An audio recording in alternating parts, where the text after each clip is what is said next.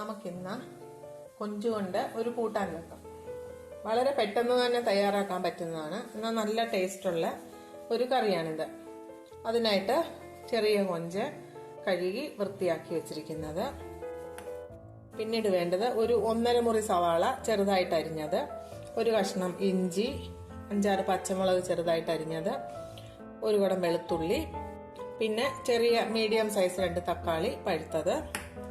പിന്നീട് വേണ്ടത് മല്ലിയില, കറിവേപ്പില, പിന്നെ മുളക് പൊടി, മല്ലിപ്പൊടി, മഞ്ഞൾപ്പൊടി, ബാക്കിയുള്ള മസാലപ്പൊടികൾ ചേർക്കുന്ന വഴിക്ക് കാണിക്കാം. ഇനി നമുക്ക് കറി വെക്കാനായിട്ട് തുടങ്ങാം. അതിനായിട്ട് ഒരു ചീനിച്ചട്ടി അടുപ്പത്തോട്ട് വെച്ചിട്ടുണ്ട് ചൂടാവാനായിട്ട്.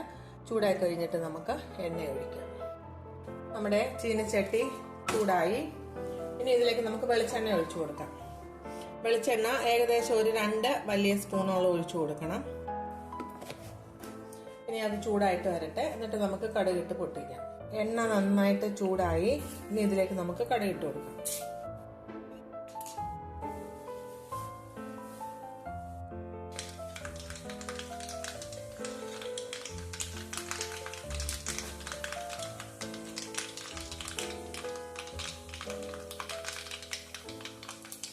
കടുകെല്ലാം പൊട്ടി. ഇനി ഇതിലേക്ക് നമുക്ക് സവാള,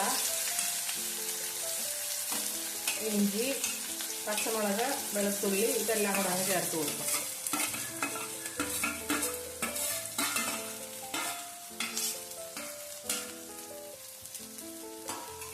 ഇത് പെട്ടെന്ന് തന്നെ തയ്യാറാക്കാൻ പറ്റുന്നതാണ്.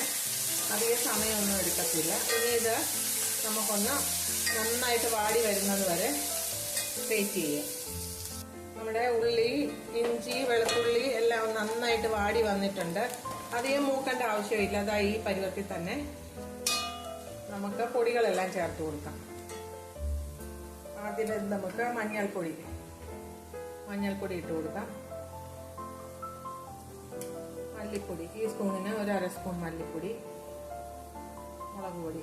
ഇത് എരിവുള്ളതും എരിവില്ലാത്തതുമായിട്ടുള്ള മുളക് പൊടി പൊടിച്ചെടുത്തിട്ടുള്ളതാണ്. പച്ചമുളക് നമ്മൾ ചേർത്തത് കൊണ്ട് അധികം എരിവില്ലാതിരിക്കാനാണ് അത്രയും മുളക് പൊടി മാത്രം ചേർത്തത്. ഇനി ഇതിലേക്ക് കുറച്ച് കുരുമുളക് പൊടി, പിന്നീട് വേണ്ടത് സ്വല്പം ഉലുവാപ്പൊടി,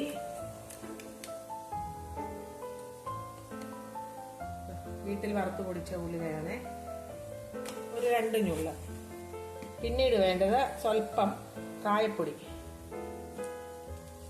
നമുക്ക് കായപ്പൊടി ചേർത്ത് കൊടുക്കാം. അധികം വേണ്ട. ഇത് ഒരു 2 ഞുള്ള് മതി. ഇട്ട് കൊടുത്തു. ഇനി ഇതൊന്ന് മൂക്കുന്ന കറിവേപ്പില ഇട്ട് കൊടുക്കാം. ഇനി ഇതൊന്ന് പൊടികളെല്ലാം ഒന്ന് മൂത്ത് വരുന്നത് വരെ നമുക്ക് ഇളക്കി എടുക്കാം. നമ്മുടെ പൊടികളെല്ലാം ഒന്ന് നന്നായിട്ട് മൂത്ത് വന്നിട്ടുണ്ട്. ഇനി ഇതിലേക്ക് നമുക്ക് തക്കാളിക്ക് ഇട്ട് കൊടുക്കാം.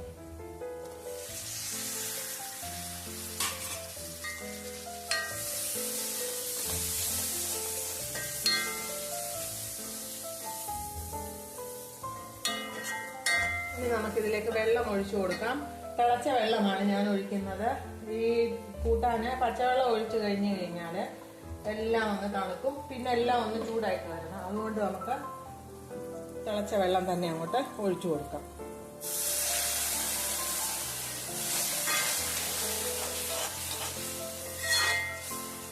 സ്വല്പം വെള്ളം കൂടി ഒഴിച്ചു കൊടുക്കാം. ഇനി നമുക്കിതിലേക്ക് കഴുകി വൃത്തിയാക്കി വെച്ചിരിക്കുന്ന കൊഞ്ചിട്ട് കൊടുക്കാം. നമുക്ക് കൊഞ്ചിട്ട് കൊടുക്കാം.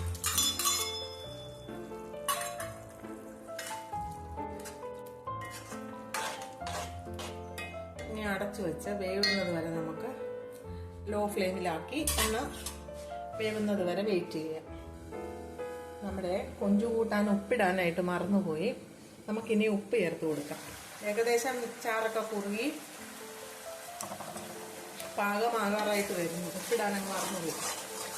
ഇപ്പോഴാണ് അത് ഓർത്തത്.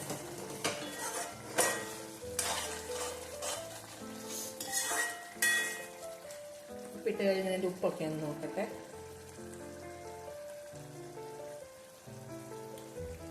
ഉപ്പും പുളിയും എരിവും എല്ലാം കറക്റ്റ് പാകത്തിനുണ്ട്. ചാറ് കൂടുതൽ വേണ്ടവർക്ക് ഇപ്പം ഗ്യാസ് അങ്ങ് ഓഫ് ചെയ്യാം. കുറുകി മതിയെങ്കിൽ കുറച്ചുകൂടെ നമുക്ക് പറ്റിച്ചെടുക്കാം. ഞാൻ കുറച്ച് നേരം കൂടി ഈ ചാറൊന്ന് കുറുകുന്നത് വരെ പറ്റിച്ചെടുക്കുന്നുണ്ട്. നമുക്ക് അടച്ചു വെക്കാം. നമ്മുടെ കൊഞ്ചു കറിയുടെ ചാറൊക്കെ പറ്റിയൊന്ന് നമുക്കൊന്ന് നോക്കാം. ചാറൊക്കെ കുറുകി നല്ല കളർഫുള്ളായിട്ടുണ്ട് കൂട്ടാൻ. ചാറൊക്കെ കുറുകി നമുക്ക് ഗ്യാസ് അങ്ങ് ഓഫ് ചെയ്യാം. ഗ്യാസ് ഓഫ് ചെയ്തിട്ട് മല്ലിയില ഇട്ട് കൊടുക്കാം.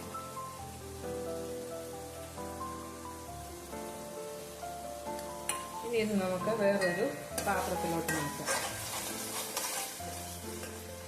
വളരെ പെട്ടെന്ന് തന്നെ തയ്യാറാക്കാൻ പറ്റുന്നതാണ്. എല്ലാം അരിഞ്ഞ് വെച്ച് കഴിഞ്ഞ് കഴിഞ്ഞാൽ കൂട്ടാനാവണമെങ്കിൽ ഒരു 10 മിനിറ്റിൻ്റെ താമസമേ ഉള്ളൂ. എല്ലാവർക്കും വളരെ പെട്ടെന്ന് തന്നെ ഉണ്ടാക്കാൻ പറ്റുന്ന ഒരു കറിയാണ്. ഇനി ഇത് നമുക്ക് ഒരു പാത്രത്തിലോട്ട് മാറ്റാം. വളരെ സ്വാദിഷ്ടമായ കൊഞ്ചുകറി തയ്യാറായി.